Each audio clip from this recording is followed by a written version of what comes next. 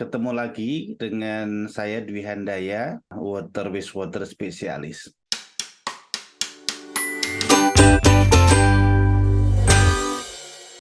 Kita tahu bahwa Sungai Cisadane berada di sekitar Tangerang Raya, bahwa ternyata sejarah Sungai Cisadane itu terkait erat dengan Kerajaan Pajajaran, dengan ibu kota di Pakuan di Bogor.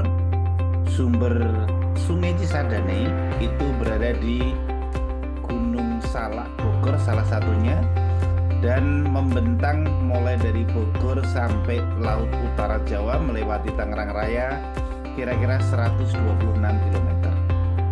Pada dasarnya Sungai Cisadane itu sebetulnya semenjak dulu dijadikan akses transportasi masyarakat, termasuk perdagangan. Jadi kapal-kapal masuk untuk melakukan perdagangan dengan berbagai cara.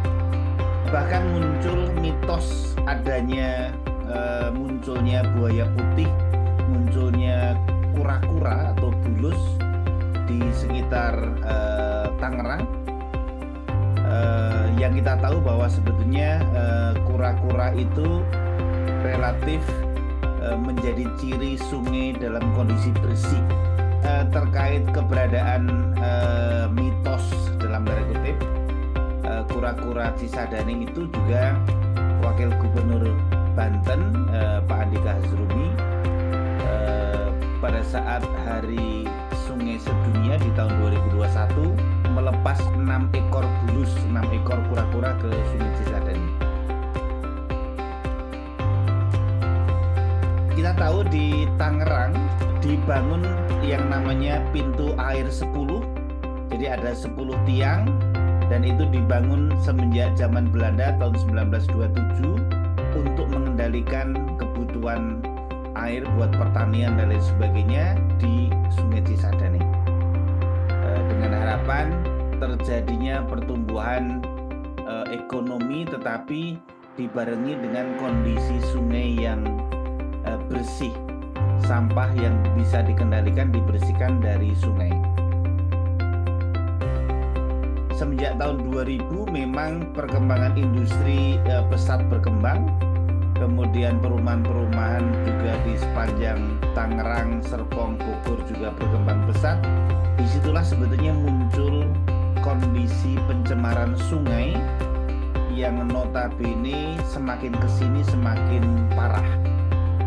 Sampai akhirnya tahun 2021 di bulan Februari, pemerintah membuat regulasi yang lebih ketat lagi, yaitu salah satunya bahwa industri yang membangun IPAL, instalasi pengolahan air limbah, diminta melakukan daur ulang 100% dan tidak diperbolehkan membuang ke Sungai Cisadane kembali, dalam rangka mengembalikan kualitas Sungai Cisadane menjadi sungai kelas 2. Kita sebutnya demikian.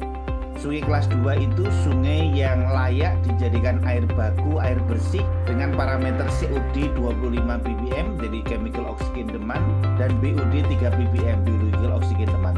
Di mana saat ini kondisi COD Cisadane itu bisa di atas 50 ppm, BOD di atas 6 ppm. Artinya kondisi Sungai Cisadane masih terjadi pencemaran 2 kali lipat dari target yang dideklar oleh pemerintah Februari 2021. Bahkan pemerintah sampai harus memasang titik pantau namanya ONLIMO, online monitoring, di berbagai titik, mulai dari Kabupaten Bogor, Kota Bogor, Kabupaten Tangerang, Kota Tangerang Selatan, sampai Kota Tangerang, sampai menuju ke sungai. Jadi titik-titik pantau ini akan memonitor secara real time kondisi kualitas sungai dari masa ke masa, dan tentu program pemerintah untuk mengendalikan limbah-limbah industri dan termasuk limbah domestik dari perumahan dan lain sebagainya, agar sungai kembali menjadi bersih. Jadi artinya diharapkan perkembangan sungai ke depan, Sungai Cisadane khususnya, semakin hari semakin membaik. Terima kasih, sampai jumpa kembali.